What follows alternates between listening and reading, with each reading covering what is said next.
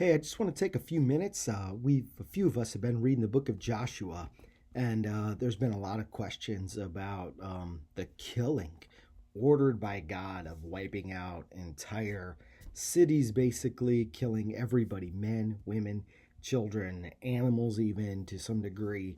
And so we have so much happening here that it's a great question that lots of people have asked for centuries. And so let's try to tackle that. So, why was this justified? Why was this okay? What makes all of this all right? Number one, I want you to know that if we can't ask these questions, if we don't feel like, how is this okay? I question your heart. Period. I think there ought to be questions like this raised. I don't think it's wrong to not have these questions. When you just look at it kind of deeply, man, I grew up in church, and I grew up with these stories, and so a lot of times they don't faze me as much. Um, but but as I take a step back and try to read it in a different way, read it from a beginner standpoint, reading it as an adult, just thinking, wow, like kill them all, like wow, um, ones that don't have swords in their hands, um, defenseless children.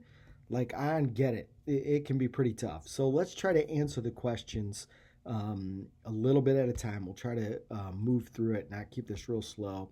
But why was this conquest of Canaan justified? I want you to see that Canaan part.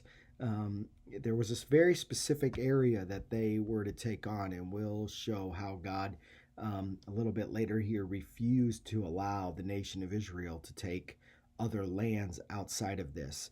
But number one, why was it justified? I want you to see that God was very patient with these people. This wasn't some quick split decision. This wasn't for one sin or two or three or 10 or 100. This was for centuries of sin, centuries of sin. In Genesis 15:16, God tells Abraham, he says, in the fourth generation, your descendants will come back here, for the sin of the Amorites has not yet reached its full measure. So their sin, the Amorites, the people that lived in Canaan, their sin hadn't reached its full potential. God doesn't judge us before it's time. He's very patient. He's very long-suffering. And he wasn't going to judge the Amorites for all the sins they hadn't done yet. He tells Abraham they're going to do it. God has all the foresight and all the knowledge and knows that it's going to take place, but he's not going to judge them for future sins. No, and I thank God that he doesn't do that to me now. Don't judge me for a sin I'm going to do 10 years from now, right? God is very patient and very long-suffering with us, and he's going to treat us fairly no matter what. So he says their sin hasn't reached its full measure, but it's going to. And so he's telling Abraham, you're going to come back. Your descendants will come back. And God is going to use them for it, but their sin hasn't come. What were these sins, right? What were these sins? Well, Leviticus 18, the nation of Israel is in the wilderness, wandering in the wilderness for 40 years for their rejection of not following God. God judges his own people as well as judges the world. Everybody's his, and he has a right to judge. But God judged the nation of Israel too. And so they're in the wilderness, but he's preparing this next generation that's growing up for going into the promised land. And he tells them this in Leviticus 18. He says, do not give any of your children to be sacrificed to Molech. Molech was a deity. It was a pagan god, a false god that they worship. The Molech here is almost certainly a name for a fallen, an angel, a spiritual being that has rejected God and is leading these nations astray. And so God is warning the nation of Israel. He says, do not give any of your children to be sacrificed to Molech, for you must not profane the name of your God. I am the Lord. And so what were they doing with this child sacrifice? Deuteronomy is another warning. It says, you must not worship the Lord your God in their way, because in worshiping their gods, they do all kinds of detestable things the Lord hates. They even burn their sons and daughters in the fire as sacrifices to their God. These people that God was driving out of the land were burning their children alive as sacrifices. These people were monsters. This was evil, horrible, disgusting things, and the judgment of God was so merciful here because it was going to happen to more children in the future if they weren't driven out. And so God is preventing more children from being sacrificed here. What were their sins? Child sacrifice. Number 2, sexual immorality.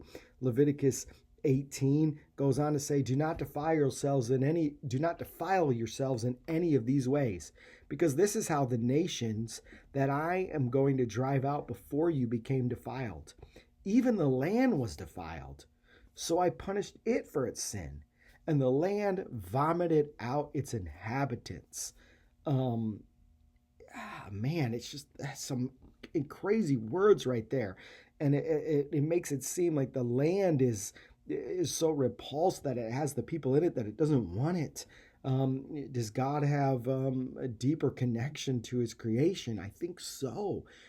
God communicates with us, and I think he communicates with all of his creation in some way, shape, or form. I don't understand it, but it was bad.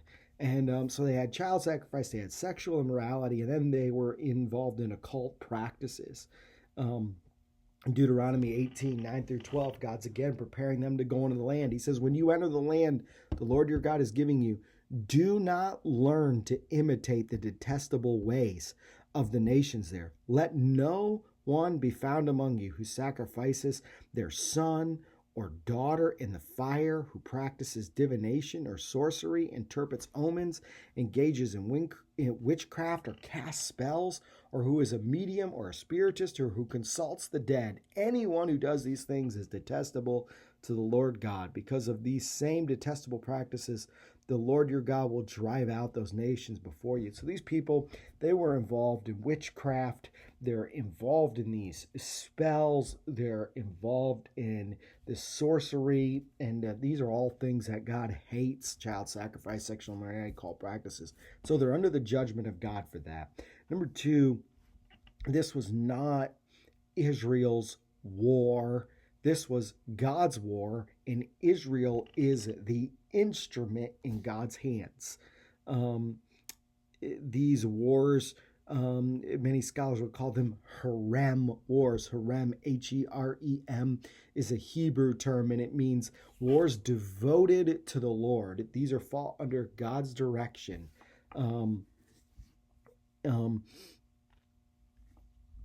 Deuteronomy chapter 9 says this: after the Lord your God has driven them out before you, do not say to yourself, the Lord has brought me here to take possession of this land because of my righteousness. No, it is on the account of the wickedness of these nations that the Lord is going to drive them out before you. It is not because of your righteousness or your integrity that you are going in to take possession of their land, but on account of the wickedness of these nations, the Lord your God will drive them out before you to accomplish what he swore to your fathers, to Abraham, Isaac, and Jacob. So we could see God saying, hey, Israel, you're not something special. No, they're wicked, they're evil. The fullness of their sin has taken place. That's why I'm judging them. This is my war. It's not because you're great.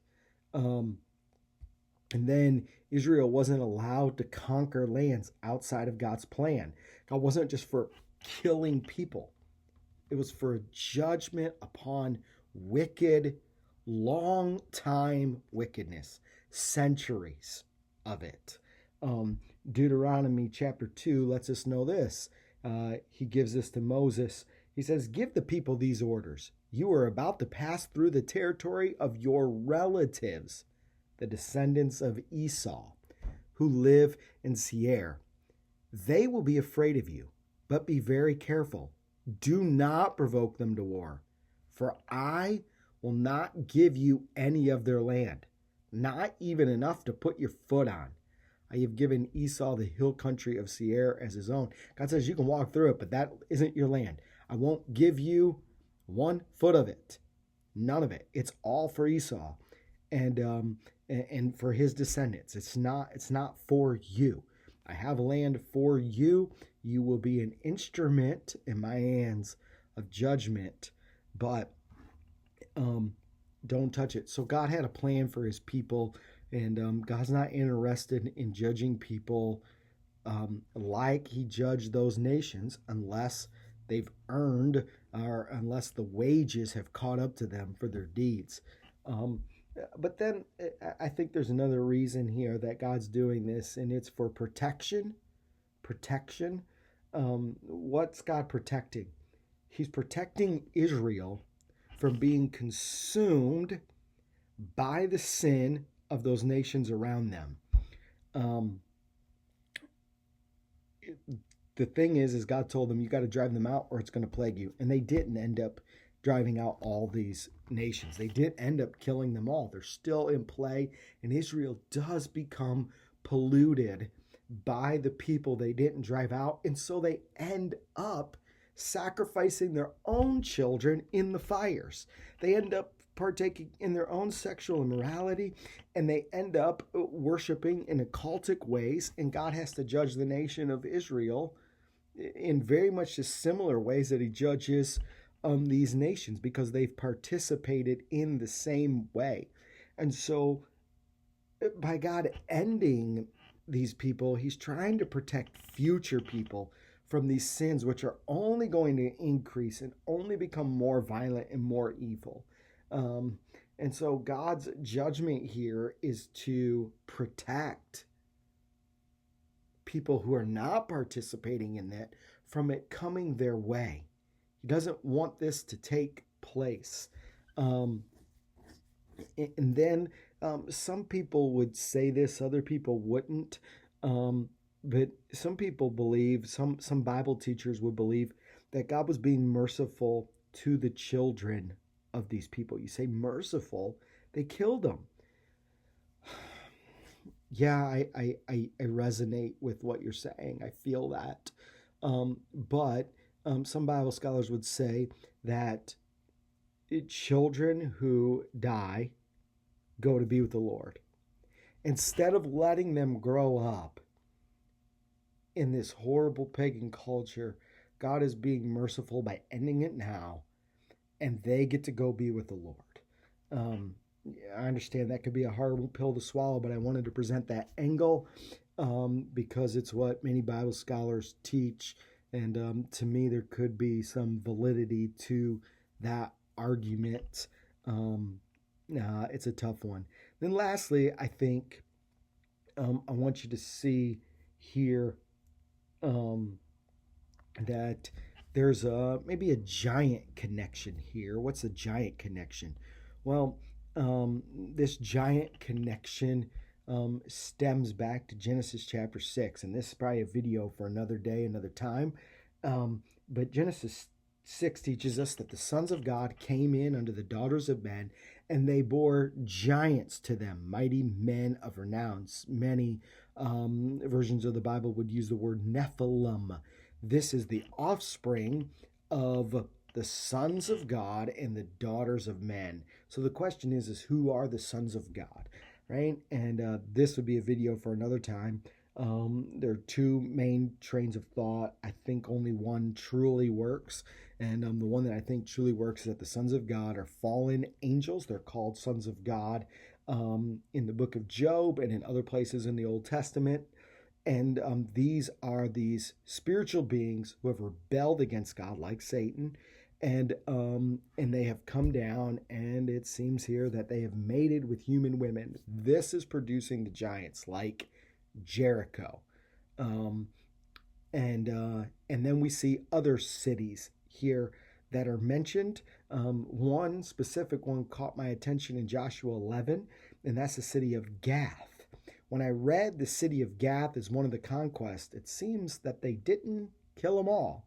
Because we have later on, more than 300 years later, maybe getting close to 400 years later, King David has to kill Goliath of Gath. And so David is stuck dealing with the inhabitants of the land that are harassing Israel, that are killing Israelites, that have enslaved them and punished them because they didn't drive them out of the land with Joshua. And so the nation of Israel is seduced to sin by the Philistines. They are seduced to sin by these other nations because they didn't drive them out when God led them and gave the ability to. And so we see this going on, and we see this, maybe this picture of giants. Years ago, about 6-7 years ago, I did a study and a teaching in our church for quite a few weeks on the supernatural. And I dealt with questions about angels and giants and demons and Satan and those types of things. The bad part is back then we weren't recording anything. And so not recording any of that is leading to maybe I'll need to reteach some of these things on here. But I wanted you to have these things. Here's the bigger picture. This is a war that even goes back before Genesis 6. It goes to Genesis 3. In Genesis chapter 3, God tells the serpent, he's having a conversation with Adam, then Eve, then the serpent after the sin in the garden, and he tells the serpent that her seed will bruise your head or crush your head, and you will bruise his heel. There's a war going on that is trying to destroy God's line, God's lineage of where Jesus is going to come from. And so God is enacting a war back against what Satan is using to destroy people. And so I want you to know this is not some random act. This is a group of people that God is enacting judgment upon. And unfortunately, there always seems to be people that get caught up in the midst of things, because we are not an island. You do not get to live unto yourself. All of us are affected by everybody else in our country and around the world for the decisions they make. And so, like Achan, whose family was also stoned with him, our decisions are never isolating. And I think what we need to take away from this is the decisions I make don't just hurt me. They hurt my wife, they hurt my kids, they hurt my church family, they hurt my neighbors, they hurt people around me. And so as we make decisions, what we want to take away from this is the ramifications are big and broad. It has far-reaching ripple effects. And so the sins of these people from 200 and 300 years earlier are compounding and building. And so God's very patient and long-suffering, but eventually his judgment must come. And so this conquest was definitely, there's a lot of brutality. Again, I think you should question. I think these questions are fine, but I do like the ability to dig in and think deeper. So I want you to think a little bit deeper about these, and if you have follow-ups, let me know, and we'll talk about some of these things, or maybe some things I said post further questions that you hadn't thought about, and maybe we'll try to answer those in the upcoming days. I'll see you guys later. Have a great night.